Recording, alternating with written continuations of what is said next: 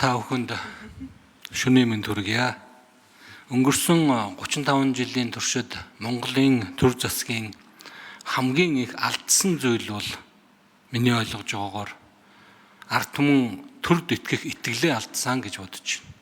Төрийг харддаг болсон, төрж итгэлийг алдсан, дарга нар маань итгэлийг алдсан. Өнөөдрийн 20 тоног үргэлжилж байгаа энэ жагсаал бол энэ итгэл алдарснаас болж байгаа жагсаалаа гэж би ойлгож байна. Өчигдрөөс хойш надад одоо 200-аад мессеж ирсэн байна. Дандаа итгэхгүй байна гэдэг л мессеж ирж байгаа. Хэрвээ итгэл үзүүлвэл та бүхэнд итгэл алдарна шүү гэдэг ийм утгатай мессежнүүд ирж байна. За зөвхөн энэ ирсэн 200-аад мессеж гэлтгүү 150 мянга орчим хүн гар үсэг зурцсан байгаа гэж байна. Тэр хүмүүсийн итгэл байгаа. Тэгэхээр өнөөдөр бид нэг ийм итгэлийн сүлжээн дотор байгаа даа л да. Жагсагчид ерхий сайдад итгэхүүгүй юу гэдэг тухай асуудал. Итгэхгүй байна гэдгээ илэрхийлээд байгаа зүйл. Тэд маань ард түмний томоохон төлөөлөл. За одоо яг их хурл дээр бидний хэлж байгаа асуудал мөн дахиад итгэлцлийн тухай асуудал. Их хурлын гишүүд ард түмнийг төлөөлж сууж байгаа их хурлын гишүүд ерхий сайдаа итгэл үзүүлэх үгүй юу гэдэг тухай асуудал ярьж байна. Үүний үр дүн нь дахиад итгэлцлийн тухай асуудал.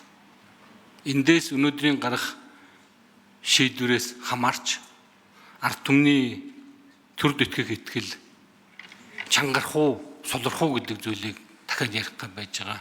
Ийм хариуцлагатай мөчөд бид байж байгаа гэж бодож байна.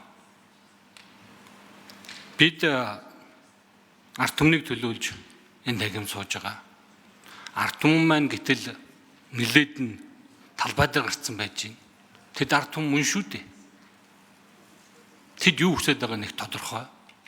Анх нэг хүний асуудал юм шиг гарч ирээд дараа нэг намын асуудал болоод хоёр намын асуудал болоод одоо тэгээд их хурлын асуудал болох гээд за бүр цаашлаад институт хоорондын асуудал юм шиг болох гээд ингэж дэвэрч явж байгаа нь бол тун харамсалтай зүйл юм аа.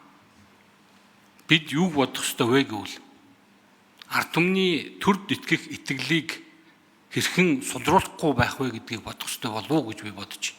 Яагаад гэвэл ард түмэн төрдөө итгэхээ болвол их орондоо итгэхгүй, ирээдүйдээ итгэхгүй. Бид бол магадгүй өнөөдөр яг эсэргээрээ ард түмний төрд итгэх итгэлийг яаж хадгалж үлдэх вэ гэдэг асуудлыг илүү их анхааран ярих ёстой байсан болов уу гэж бодож байна. Энэ асуудлыг гишүүд маань ч гэсэн бүгдөө дор дороо тунгааж үзэн үз.